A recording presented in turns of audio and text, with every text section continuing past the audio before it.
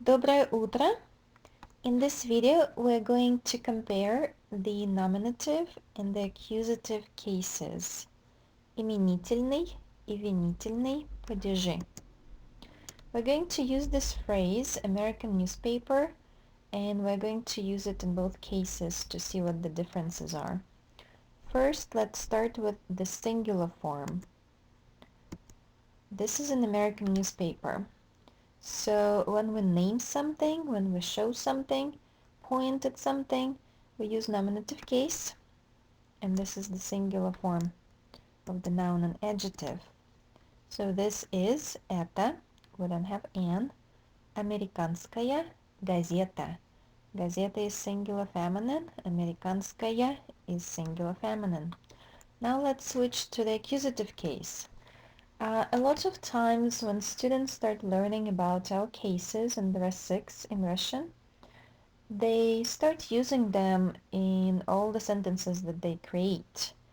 And you need to know that to use any case besides nominative case, which is the dictionary form, you need to have a reason. You can't just change words without any reason. For example, for the prepositional case, we have a preposition. We talk about location, where someone or something is.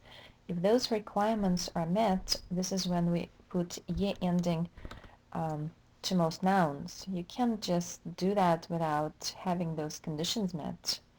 For the accusative case, again, I recommend you create a list of all the situations when you need to use different cases when we discuss cases. So the main reason for the accusative case is when you choose a verb that requires an object. That's the main one. We also use accusative case with days of the week when we say on Monday, on Tuesday.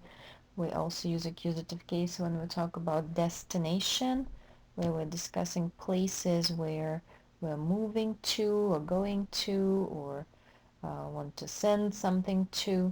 So you have to have a reason for all of those cases except for nominative, because that's our dictionary form case. Okay, so to allow us to use accusative case, I picked a verb, read, to read, that will need an object. So now this phrase will be in the accusative case in Russian. And as you remember, in the accusative case, we change a to u, я to you, a to u. Everything else stays the same. So он читает американскую газету. Now, let's make this phrase plural. So we'll say these are American newspapers. So still nominative case, no reason for any special, any different case in this sentence. But now we're making plural. So это doesn't change in Russian in this phrase. Это американские газеты. And now let's look at the accusative case. Он читает американские газеты. So if someone forgot how we make the changes, for most nouns, masculine and feminine nouns, we change the ending to ui unless we have a special situation.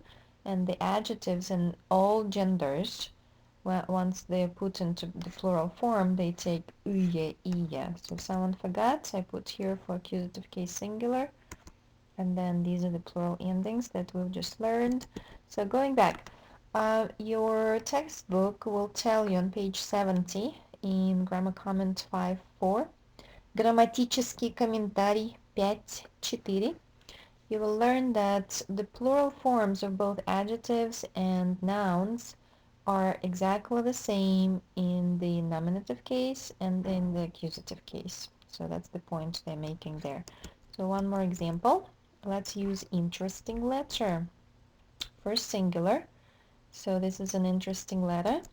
Это интересное письмо. Neuter, neuter, singular. Now let's move this phrase after the verb to write to cause accusative case. Она пишет интересное письмо. А to у, я to you, everything else stays the same. Stayed the same.